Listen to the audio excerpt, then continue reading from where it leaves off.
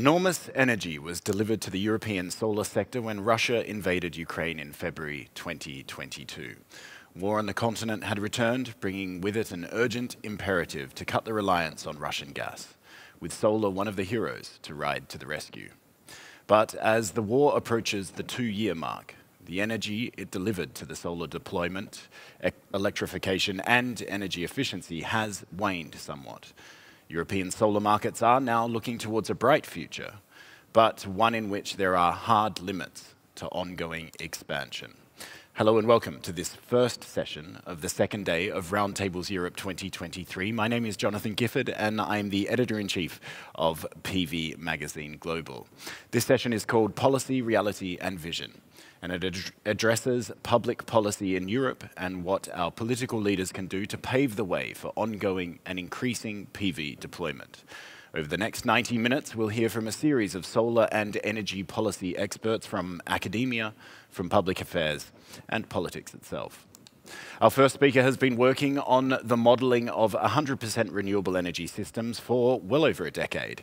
He is a professor for solar economy at LUT University, Finland, and previously worked for the Rainer Lemoine Institute, Berlin, and module maker Qcells. Christian Breyer, welcome to Roundtables Europe 2023.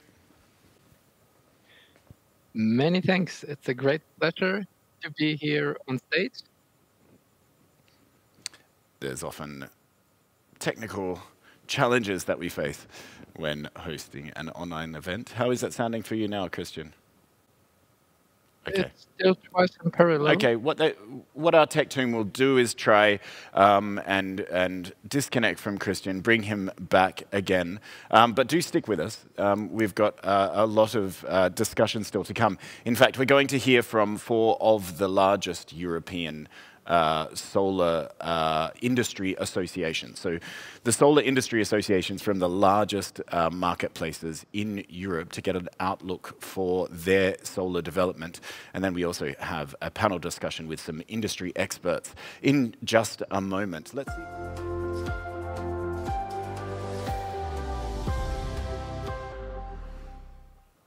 Okay, I've got the tech team. They're working hard to sort this out for Christian Breyer. He will be giving us an overview of European solar market development. But first, let's accelerate our discussion with the industry associations and bring that forward just a little bit in our agenda today. Well, there's no doubt that there's an urgent need and enormous potential for PV deployment throughout Europe. However, future growth is very much far from assured.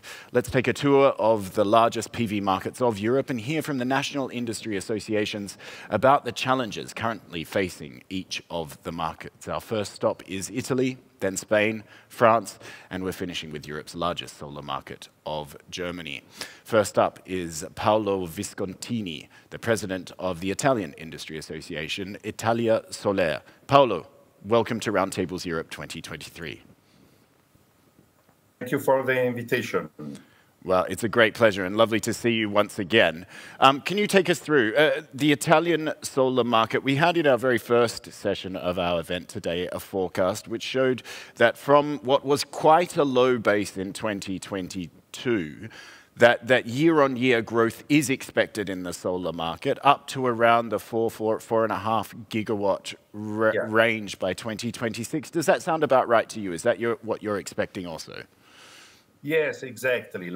Last year we connected actually 2.3 gigawatt, 2022. This year at the end of October, we connected 4 gigawatt, a really round number, 4.02 gigawatt has been connected.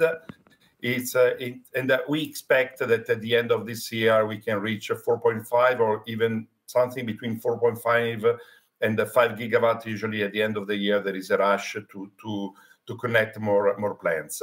It's interesting to see what kind of systems are in this global installation number. The 50%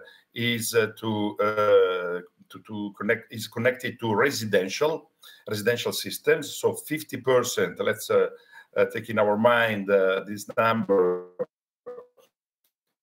is number linked to the end, the final stage of the Superbonus, a very generous subsidies scheme with 110% of tax rebate, but it's finished. So now we are in the long tail of these projects.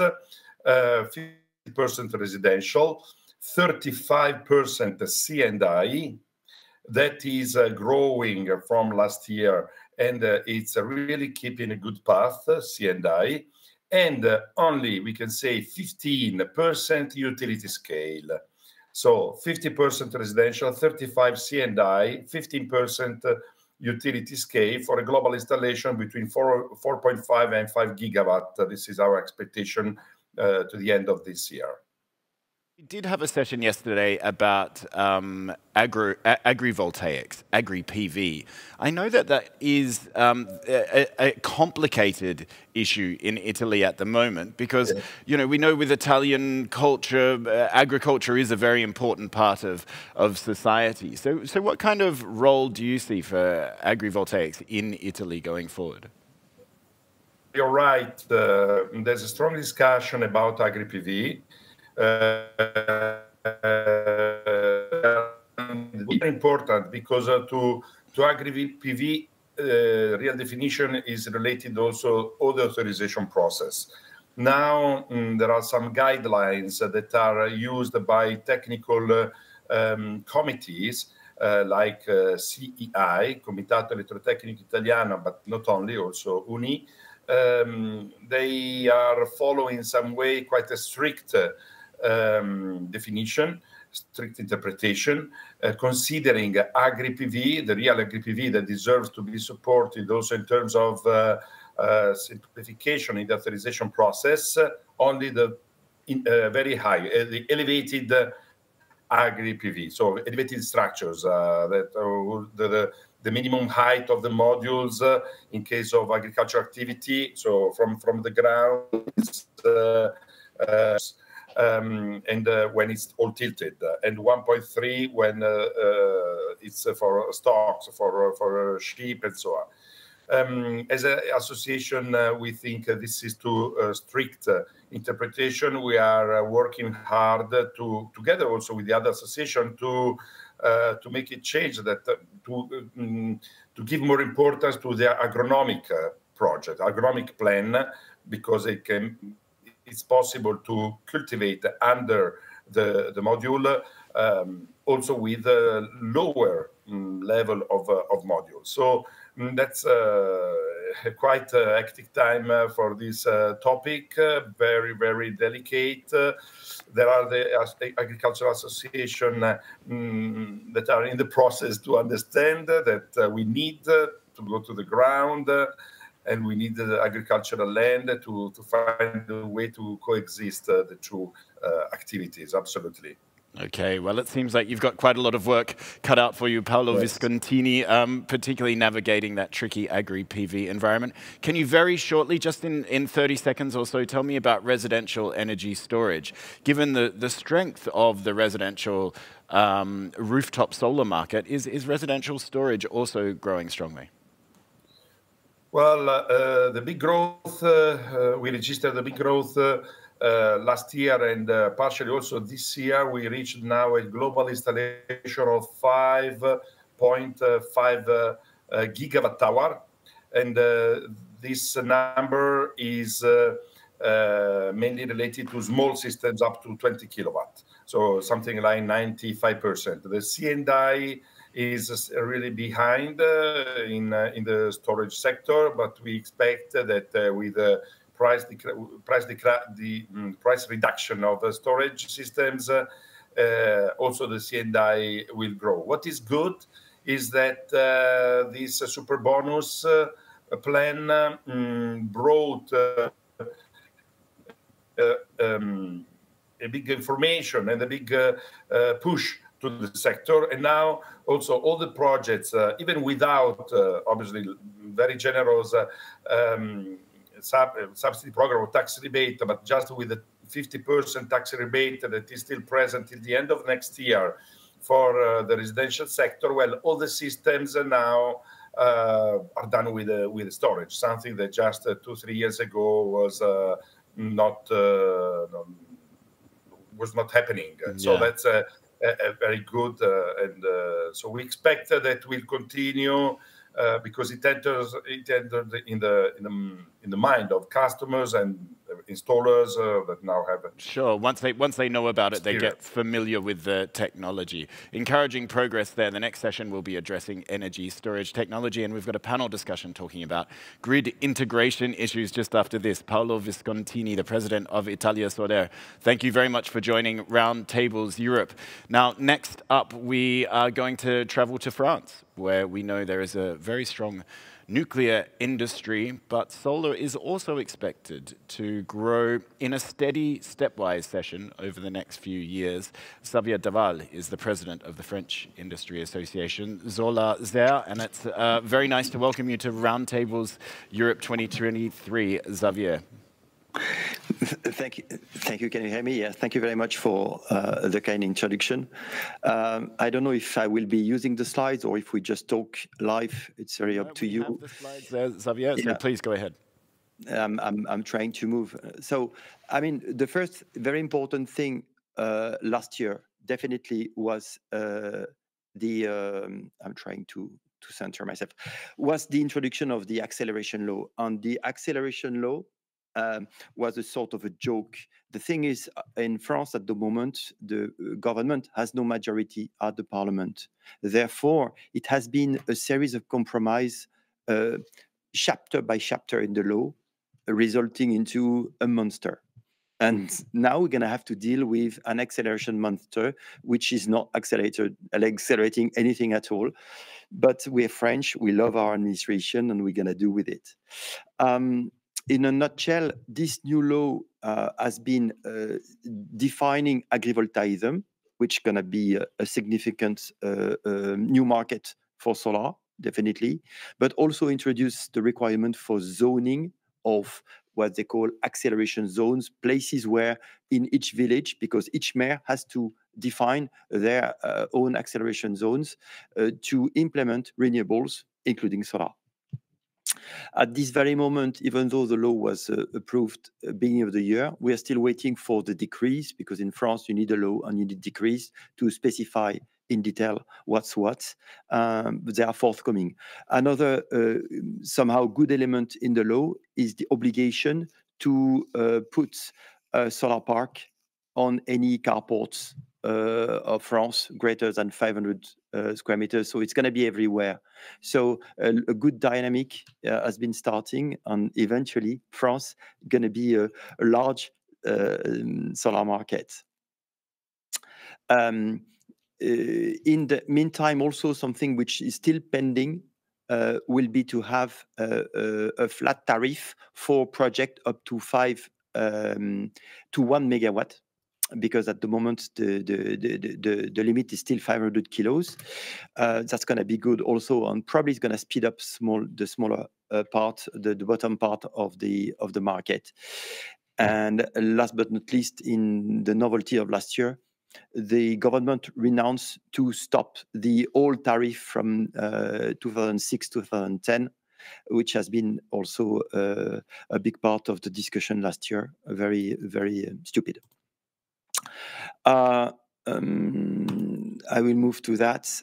What I want to say furthermore, so gigafactories, we have 2 champions starting to implement gigafactories in France. That's the good news. We have anyway to re-establish industry in Europe, but I don't think we've got the time. Looking at the market, we see there is it's booming. It really started in 2021, but last year, unfortunately, France has to step back. That was stupid. And up to today, we are already back on track, and that's an excellent news. We expect, and I expect, to exceed 3 gigawatts all in all, which is an excellent news for France. As you can see, we come from a long story of doing nothing while Europe was working hard. So we are very happy to be back on track with the dynamic of the market. And what we expect for next year is going to be something around 4.5 gigawatt if the dynamic goes on, with a significant portion coming from residential. And through agrivoltaicism, probably a boost in the big project. On the rest of the market will be split. The splitting here I'm presenting is the one of the type of connection of type of meters in France. So you've got the range from 0 to 30 kilos, 30, 100, and so on. I think, yeah. So for next year, as I say, we are still waiting for a series of decreased spending, which are very important for us to really boost or accelerate to deliver what is expected. And last but not least, in France, there is always politics. We've been working at SER on preparing the I would say a roadmap for the election to explain the parliament or the forthcoming parliament what is we still have to explain what is renewable, why we need it, and how nuclear will not solve the problem in France. And we definitely need to take into account renewables and solar. And solar is going to be the champion. Well, that's a good message and good work that you're doing at SER. Xavier Dever, the president of Solar SER, thank you very much for joining Roundtables Europe 2023. Thanks for the invitation. Our pleasure. Well, next up, let's head to Europe's largest solar market, that is Germany, forecast to expand up to about 18 gigawatts according to Bloomberg NEF figures by 2026. That's well short of the 22 gigawatt, which is the government targets. Let's now hear from the Industry Association. David Weder-Pohl is the Managing Director, International Affairs for the German Solar Association, the BSW. David, welcome to Roundtables Europe, and tell us what challenges and hope you have for development here in Germany. Thank you. Well, there are challenges, but as you said, 18 gigawatts, that's quite a market.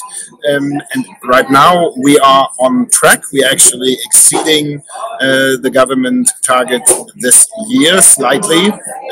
But we have built 10 gigawatts in 9 months, and we are set to build up to 13 gigawatts this year. And that would be 1 million systems, because in Germany most of the systems are on the roof, most of the systems are residential, and about half of the energy generated is in the residential area. So this is really a strong market. It's a good time to be in solar in Germany. Storage also taking off. We are seeing that with a lot of people entering and re-entering the market, as well as investors coming. We've had a lot of legislative change, which keep us busy as an organization in the last 12 months, which were mostly improvements, lowering the bureaucracy and speeding up grid connections, getting rid of taxes, even of the sales tax, the VAT for solar. So this has really put the market on steroids. There are some clouds on the horizon. However, the biggest one is the homemade problem of that little 60 billion euro household gap. It's a very German problem. If you haven't heard of it, there was a Supreme Court decision that some of the transfer funding from the pandemic into the climate fund was technically incorrect, and there's been a political brouhaha about it ever since, endangering some of the projects, including the projects that, like my French colleague just said, look to finance manufacturing in Germany, where we do not know is that money going to be there. So we really think in the future, we will have, I mean, we had 7 years of double-digit growth. Now, 13 gigawatt, as I said, this year, even though 250,000 systems have a plug. So these are balcony systems, these are small systems, but still 13 gigawatts is strong. We expect commercial on-roof to rebound, and we are going to have to get off the roof if we want to build the 18, 20, 22 gigawatts we have to build annually to fulfill the climate goals. So I think the German market is going to be strong. The difficulties might be similar to those we have heard by my colleagues. There is a massive employment opportunity in solar. So there are 2 sides to this coin. I think it is attracting a lot of people, and we have seen the market react. We have seen a lot of electricians come back to the market, enter the market newly. Over 4,000 companies have done so, some of them very small, and we are seeing roofers join the solar market and training themselves to also install PV. So there is a reaction definitely to the strong market, but there is a skilled labor shortage, particularly if we now want to move from 13 to 18 to 20 gigawatts. And there also is a lack of land. Germany is fairly densely populated. Usually land is in some sort of use. You talked about agri-PV, so the future definitely is in using land in several ways at once, and there is some legislative, I would call it legislative space junk that we still have to remove, but I'm fairly optimistic that we can overcome these problems and remain a very, very strong market for years to come. We want to build a resilient value chain, also like our French colleagues and with our French and other European colleagues. However, we want to do so without protective measures. So we are looking for a resilience area of the market where European products will compete with each other, and an open market where we have world market prices, so we don't slow down the deployment that we need, because let's face it, European production at the moment is not up to speed to provide the market next year with the amount of gigawatts that it needs. Jonathan?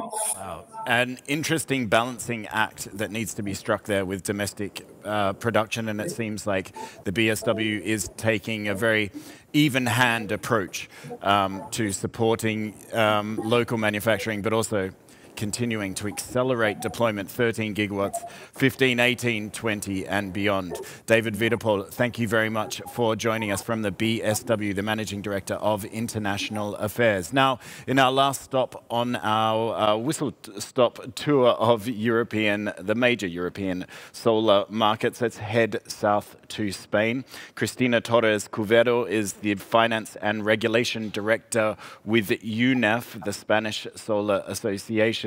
Cristina, thank you very much for joining us today. And can you take us through some of the opportunities of the second largest solar market in Europe at the moment, Spain, which is achieving something like 7, 8, and maybe up to 9 gigawatts in the very near future? Okay, thank you very much to PV Magazine for inviting UNEF to these roundtables.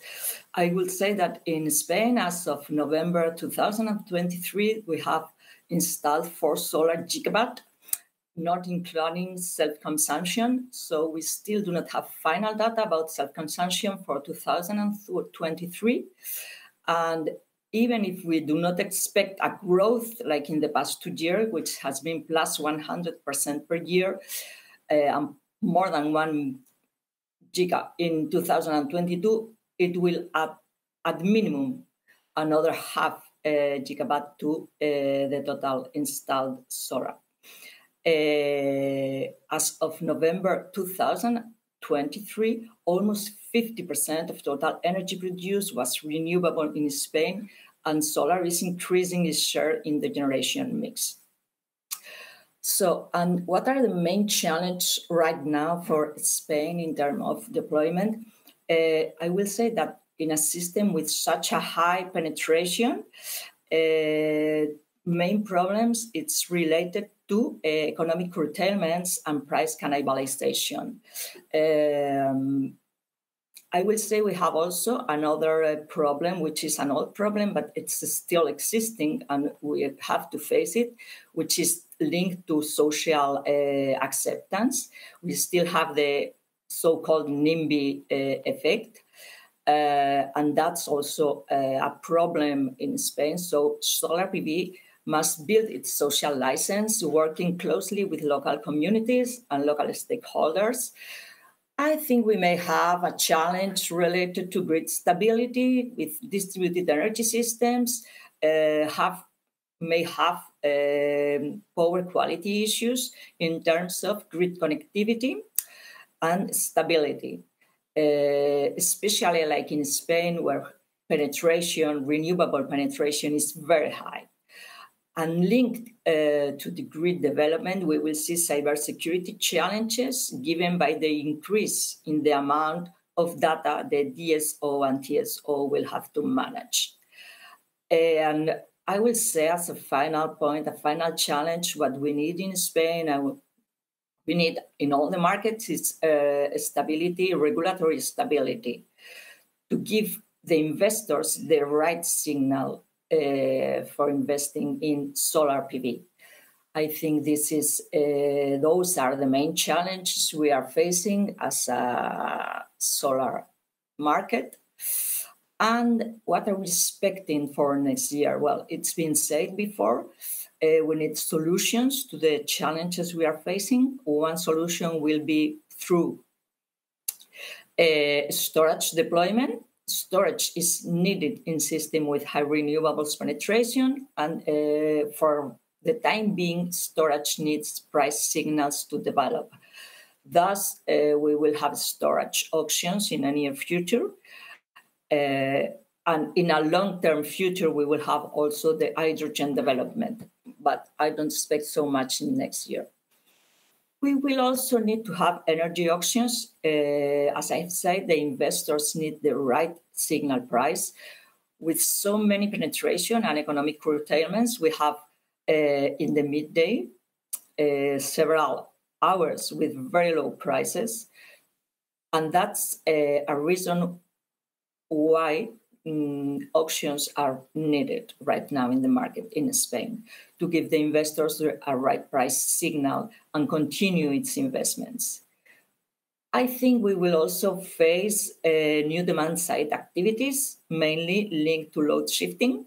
Load shifting can significantly reduce a company's energy costs. So I think that's another very important situation that it's going to be developing. We will have also an important development of energy communities. That's also very linked to collective self-consumption, and I think it's very important. And we expect stability in terms of political regulation. In the last few months in Spain, we haven't had government. It's been difficult times, and some of the regulations required are delayed, but we expect to catch up in the near future. And I think more or less those are the situations, the challenges, and what will be expected in the short future in Spain. Thank you very much again. Well, thank you very much, Cristina Torres Cuberdo from UNEF, the Finance and Regulation Director with UNEF. Thank you for joining Roundtables Europe and taking us to Spain, a very promising solar market with some challenges in terms of the network with energy storage and politics like everywhere in Europe. But Cristina, thank you for joining Roundtables Europe 2023. Thank you.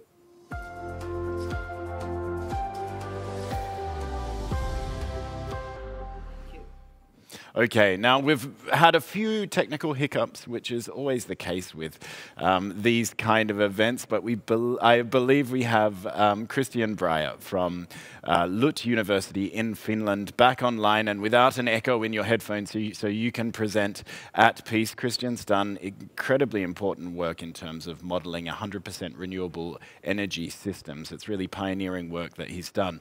So he's going to give us some insights now into what we can expect in in Europe, and then also in terms of the global renewable energy system, some of your work in forecasting what we can expect from solar when other agency and other forecasters have underexpected what solar can achieve. Christian's forecasts have been much more accurate. So Christian, wonderful to have you back on the stage at Roundtables Europe 2023, and please go ahead with your presentation.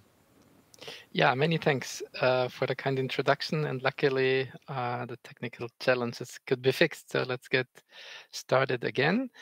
It's about the deployment in Europe, but before we come to that, let's have first the global picture, and this is the last 10-15 years where you can see from the global PV installations, this now disrupted, let's say, the overall power capacity installations, as 50% is the latest available numbers from Bloomberg, as published here publicly for the year 21, where 50% of all global power capacity additions had been solar, continuously growing for the last 10-15 years.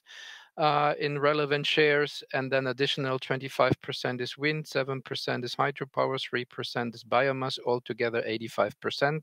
So that means from the new installations point of view, it's a renewables dominated business and system. And then just imagine what it means to have this kind of ramping rates in the next 10-20 years. Then we're talking practically on a fully renewable energy system. We just touched on France in the pitch before, and also heard about the announcement in the COP28 in Dubai on tripling nuclear. But to be honest, this is a zombie technology, as you can see on the top line, where the red small stripes is nuclear. This is just disappearing and discontinued technology from that point of view. Now let's come to a more clearer view on PV. And typically from the ambitious PV community, one gets a kind of a range of numbers between 60 and 80 terawatts of installed PV capacity by 2050 in a continued ramping until then. From the International Technology Roadmap for PV, you can find in that report the top left diagram, which is based on research in my team, where you can see a continued ramping of PV on a level of 60-65 terawatts by mid-century. And top right is from more than 50 researchers, a common publication in Science on the PV ramping, led by the 3 major research hubs in the world on PV. And there you can see the common expectation is by end of this decade, 1,000 gigawatts annual installations. And I would say we are well on track to reach that by end of this decade. And that would imply in the course of the 2030s to be on the level of 3 terawatts. That should be doable from PV industry point of view, but also avoiding, how to say, boom and bust phases for industry and installation to have a continued steady business. And in the diagram bottom right, you already see the first time European Union and Europe. It's a bit hidden between Africa, India, and China, but from the relative share. And one can find in respective studies a kind of around about 50% share from all electricity supply in Europe being on PV. And now let's go a bit deeper. And I will have now 2 perspectives. The one is the scientific perspective, and the other is a kind of a consultant perspective. And you see these are 2 different universes, unfortunately. First of all, the scientific perspective. This is this diagram. Let me explain that you can nicely read it. On the x-axis, you find the solar PV share in those studies. On the y-axis, the wind share, because these are the 2 main pillars of a sustainable energy supply in Europe. You find blue and green dots. The green dots represent the share in electricity supply, while these lines in the diagram indicate if both is from solar and wind. The electricity supply So what is the aggregated share of both? And then you can find studies are on the 80 to 90% share. So 80 to 90% share of all electricity would come from solar and wind. So this is roughly how to read the diagram. Now we have roughly two camps, and the one is on a bit more top left part with a higher wind share, and then a bit smaller one on the bottom right part with the solar share. What they have in common is that the PV share is at least 30 to 40%. This have all studies in common, while the more advanced one, at least from a PV perspective, are in the range of 50%, maybe even up to 60%. What have the studies in common where we have a PV share around 50%? Again, this is all for Europe, all in scientific studies in scientific journals. They have a projection of low-cost PV and low-cost batteries and low-cost electrolyzers. I think for PV, this is evident. We see that daily in the market. Batteries, they're coming down on, let's say, minus 10% cost per year. So I think they're well on track. Electrolyzers is still a bit blurry. We do not yet see it exactly, but I think this is due to the early phase of the market. All preconditions go in the same direction, that we will have rather soon low-cost electrolyzers. Batteries and electrolyzers are so important because first batteries double the PV share, and then electrolyzers continue in again a doubling of the share, then getting access to all what is based on green hydrogen, typically ammonia, methanol, and jet fuel. And all those studies have in common to have very high shares of overall electrification. Just think on battery electric vehicle, think on heat pumps. So all those direct and also indirect electrification via then green hydrogen and ammonia, methanol, jet fuel based on that. And of course, all those studies have in common very high shares of power to X, so that electricity goes directly across the entire energy system. But what is now the challenge when we see studies from consultants, and here just a few are listed. McKinsey doesn't see more than 20% solar in 2050 in Europe. DNV is less than 20%. Navigant is less than 20%. World Energy Outlook of IEA is less than 20%. So the question is why they have only a third of what the most ambitious study find. And if you look into the details of those reports, first, there is a lack of ambition. So there is not a single 100% renewable energy scenario known from those consultants.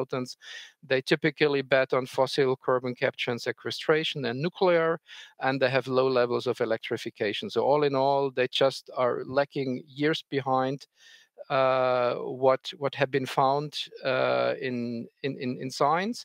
However, those consultants are then used by large companies and also public stakeholders to get advice. And so we have a kind of a disconnect from what is really known, what the energy transition could be, to what is communicated by key stakeholders and consultants. And I think that has to be addressed clearly, and in particular with the message, maybe consultants have to closer co-work with science to get really a fresh update on what is really known about the energy transition, at least from a scientific point of view. Okay. Christian Breyer from Lutz University in Finland. I do have to jump in now. We are running out of time.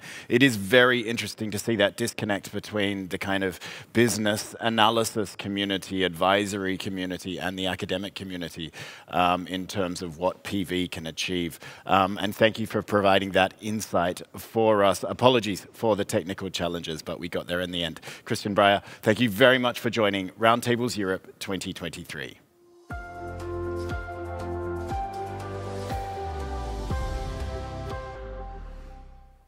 Okay, while off-grid systems do have a role to play, the ongoing expansion of solar deployment is predicated on PV systems being able to connect to electricity networks.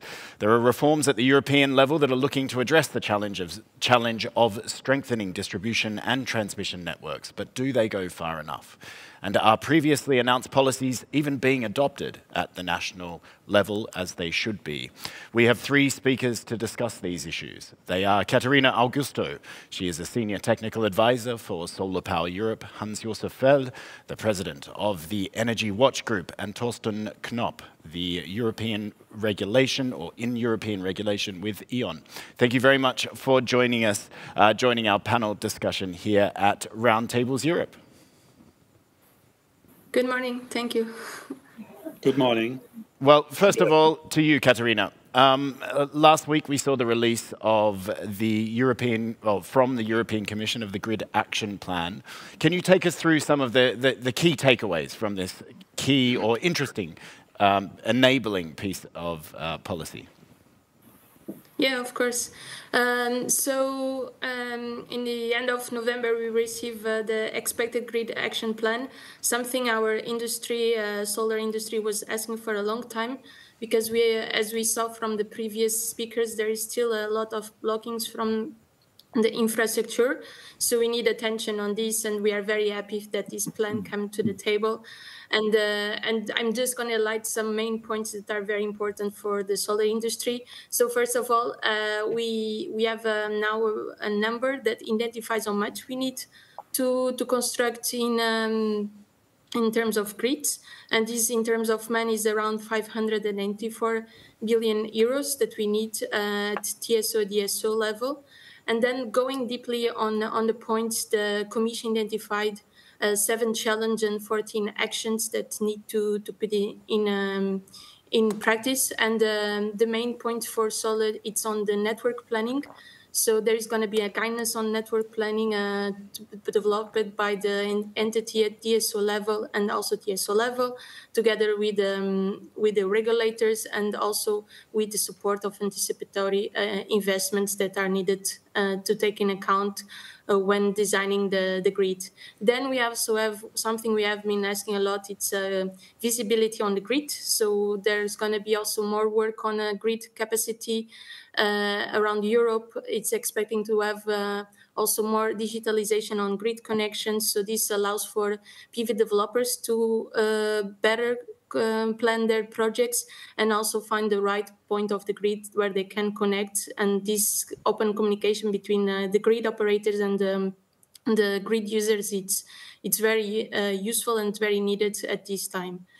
And then we have also interoperability and standardization. This means very two big words for the fact that we need a more harmonized Europe in terms of manufacturing. So this means for solar in terms of inverters, that inverters don't have to answer to 27 different requirements at EU, but they can have more harmonization and connections will be also more easier. And then there is another points in terms of smart grids, modernization, and also what's another point, it's permitting on grids that needs to flow together with renewables permitting in order for us to have this balance between what we are deploying and grids growing. Okay, a really wide array of policies, but interesting to see that on the inverter level. I'm sure inverter manufacturers will be pleased with that kind of harmonization and standardization. Torsten, from E.ON's perspective, what's your reaction to the Grid Action Plan? How adequate do you feel that it is? I think it's, thanks, Jonathan, for the opportunity. I think it is a really important step forward because it explicitly recognizes that grids, transmission and distribution grids will play a vital role and even a key role in enabling decarbonization. And it lists, as Katarina said, 7 challenges. These 7 challenges are then addressed by 14 actions. And Katarina named them all. She named them all, and that basically is that it says we have to have a mix. We have to do everything to get this thing moving. And what we are seeing at the moment, especially in view of solar, is that we have problems everywhere in all the member states. I mean, you've heard that in Hungary, there were months where you couldn't connect any solar installation. In Poland, we have had 50 gigawatt of all over the country of applications for solar connections that have been refused on grid grounds. I mean, they don't all come, but it's applications. You have problems in Portugal. You have problems in Sweden. You have problems everywhere. And the challenge is so huge. It's so enormous for grids that we need all these measures. We need to address, yes, we need to standardize. We need to enable investments. We need anticipatory investments. We need further funding. We need more transparent planning. We need easier permitting. we need everything. And because we need everything, I think I really like that Katharina basically took all this view and said, well, they are all helpful. Yes, they are all helpful, but there's no silver bullet.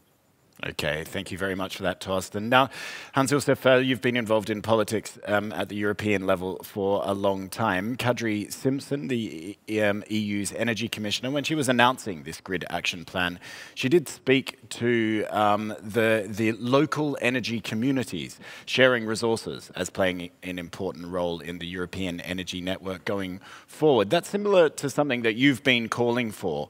Are you pleased to see that the energy communities are getting this recognition at the European Commission level? Thank you, Jonathan, for the invitation. It is important to make a clear look to that what happened now. The integration of renewable energy is on the political level, European level, national level, mostly done by big power lines. And this leads in Germany to high grid costs, nearly unpayable. We see the discussion with a public household in Germany. It should be financed by subsidizing, and it is nearly impossible. The other side is we could balance the fluctuation of wind and solar on local level when we go to a really decentralized community power investment strategy. When on the local level, the people, the investors will bring an investment not only in one single renewable energy, but in a mix of renewable energy. Bring on the local level wind power together with solar power, together with hydropower. When you have it, bioenergy is very important. It is a stored energy, and geothermal, together with batteries, with a heat storage system, with connecting with heat pumps and with e-cars and others, integrate them with new big possibilities with the digitalization. And then we will see that we have a grid stabilization, a balancing of renewable energies from bottom up. And we do not need so plenty power lines with what would be so highly expensive. But this strategy is not in the mind of the politicians, is not in the mind of the utilities. And therefore, we have to change the system. We should remember that decentralized investors own in Germany more than 70% of all renewable generation. Not the utilities did it in the past, so plenty what we would have need in sense of the climate protection. And therefore, we must strengthen the decentralized level with balancing on that level, and there are a lot of possibilities. European Union has, in the Energy Directive, RED II, the obligation for all nations to allow energy sharing without any financing obstacles and bureaucracy obstacles, but it is adopted only in Austria, not in Germany, not in Spain, not in other countries.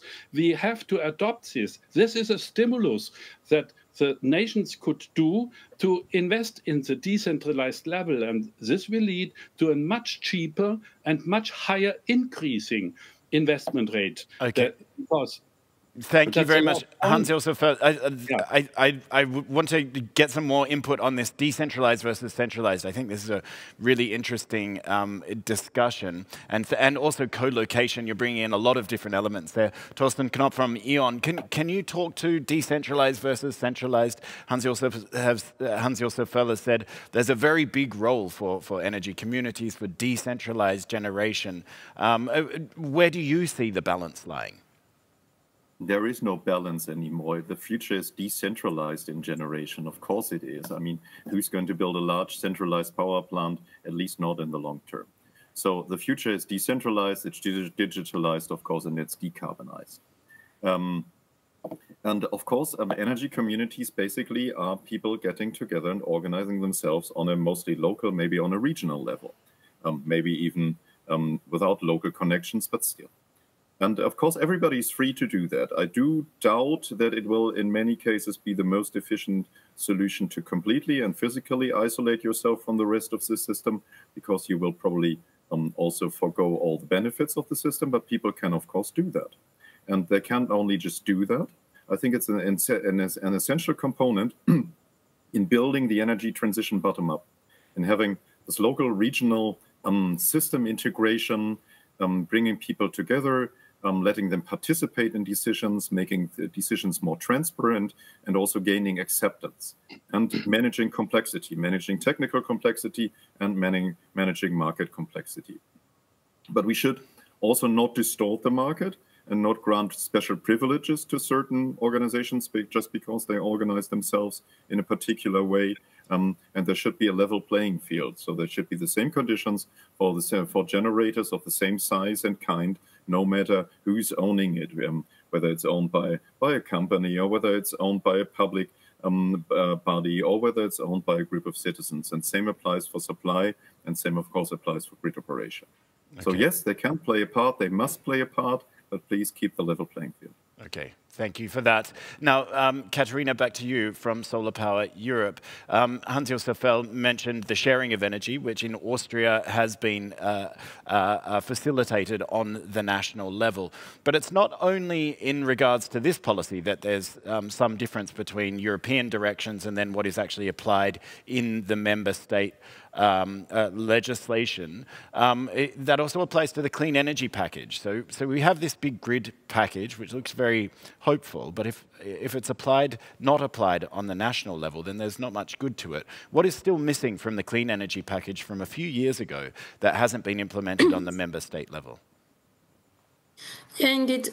So I think it's also the missing point on this grid action plan, or two points that we see that should be more reinforced. One of them is the question of having a more monitorization and going from an action plan itself to the implementation part. So it's a lot on guidance, but the implementation is still missing there. And then it goes to the point on flexibility. That is what we worked a lot on the clean energy package, where a lot of good provisions were approved and signatured in 2019, and until the transition period, many countries are still missing this. And when I'm talking about here flexibility, I'm talking about energy storage. So also what was already mentioned, that can be a big support to ease the grid. It's this tool. And the problem is that there is a lot of regulatory frameworks that are not yet advanced and that were accepted on the clean energy package.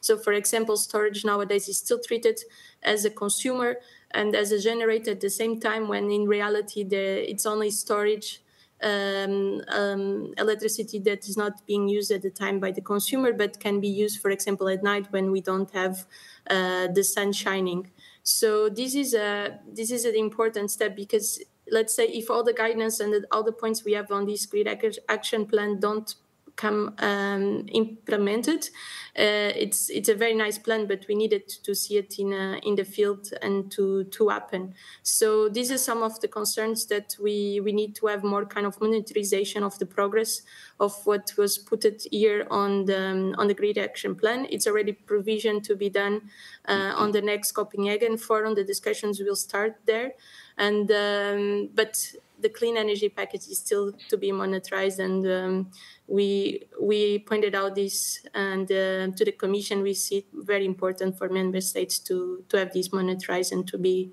implemented what was decided many years ago. Okay. Now, Hans-Josef, I want to bring you back into the conversation just in a moment to talk about the politics in the nation, in the member nations. But Torsten, one question about flexibility to you. Flexibility, storage, but flexibility can take many different shapes, right? It can be demand response. Are we seeing enough being done on the European level and member state level to embrace flexibility and what that can deliver on the system level for the electricity distribution networks, transmission networks, and on a national level as well? Maybe just a sentence to Katharina. Sure. I agree that the gaps in the implementation of the clean energy package have to be filled. However, the catchword now in European discussions and in the Parliament is always it's implementation, implementation, implementation. They are correct, because you can't just decide and go forward and nobody implements. You have to implement the things. But especially regarding the Grid Action Plan, it's not just about implementations. And as you said, and I fully agree there, we also have to, it's not just the communications, but legal steps have to follow up. Regarding your flexibility question, I think there's a huge unrealized potential of distributed flexibility, that is flexibility connected to the distribution grids. And I'm not going to judge where it comes from. We should be technology agnostic there. It can come indeed from demand response. It can come from storage. It can come from generation of kinds. It can come from any intelligent combination of these three. Market participants will know where to mobilize it. And on a European level, the next crucial step to mobilize that is the network code demand. It's called demand response, but basically it's about distributed flexibility of all kinds. Is this network code we are working on currently that hopefully will come into effect in 2025, and that will carefully look at what exactly to harmonize on a European level with various conditions in order to enable this potential to be mobilized, cross-border business cases to be realized, enable market participants to enter markets that they haven't entered yet, but also to, of course, to respect the necessary subsidiarity. And if you're looking for legal initiatives to mobilize flexibility, that's basically it on a European level. That's the key thing. And this network code, I'm sure, will first of all have legal conditions that mobilize flexibility, but also create a framework, create an environment where it's clear that markets will play a vital role, and then will really take the next and long overdue step to realize this potential. Okay, thank you very much, Thorsten. That is encouraging about embracing flexibility on the distribution level. Now, Hans-Josef, I said we'd address politics. It's an area you're very familiar with. We have seen, you know, from the industry associations how they're working in the political realm to deliver the policies or encourage the policies that the solar industry needs to keep growing, that energy storage also needs. Why do you see some of these roadblocks to the implementation on policies that support solar and storage when we know that there is this pressing need to deploy as much clean technology, as much renewable energy as we can? There are plenty of obstacles. First and biggest obstacle is the support for fossil and nuclear. This destroys a lot of investment into renewables. But we have deeper obstacles. Mr. Knopp said everyone could do a decentralized, balanced investment. Yes, possibly, but the hurdles are so high. When the European Union forced the nations to introduce auctioning system in Germany, collapsed the community power investment. They cannot take part on this strong bureaucracy and others, and therefore it was a declining system. We must have to come back to a fixed price system and a modern fixed price system. For example, we could introduce a fixed price system with an incentive for balanced renewable power to strengthen the investment for the investors on decentralized levels, to bring a mix of renewable storage, sector coupling, and bring it to the grid in the situation what the grid operator needs, direct on line with the consumption of the grid consumers. So this could be a possibility for that, but we must look to much more new situations. So today's system is a big hurdle for the investor on the decentralized level, and therefore we cannot go on in an increasing rate what would be possible. And you see it, that's my last point. Christian Breyer already highlighted it. We have worldwide increasing rates of renewable power and renewable energies that is a doubling every 2 years. But on the highest discussion level, we have 45% target on European Union, much too low for climate protection, much too low for that, what the renewable industry could do. And when we see to COP, they want to triple the share of renewable energies by 2030. This is much too low. we can do much more. China doubles every 2 years the investment into renewable energy. We should do it on European levels the same. And then we have really climate protection, and this goes only with a big stimulus for community power parallel to utility investments. That's clear. We need that already as well. But community power is a decisive investment, and this is obstacled and hurdled from the European Union and the national level. Well, it is encouraging to see that the European Energy Commissioner did mention community power in the release of the Grid Action Plan. Unfortunately, that's all we have time for. We were a little late because of the technical problems. Hans-Josef Fell from the Energy Watch Group, Katharina Augusto, the Senior Technical Advisor with Solar Power Europe, and Torsten Knopp from European Regulations with E.ON. Thank you very much for joining Roundtables Europe 2023.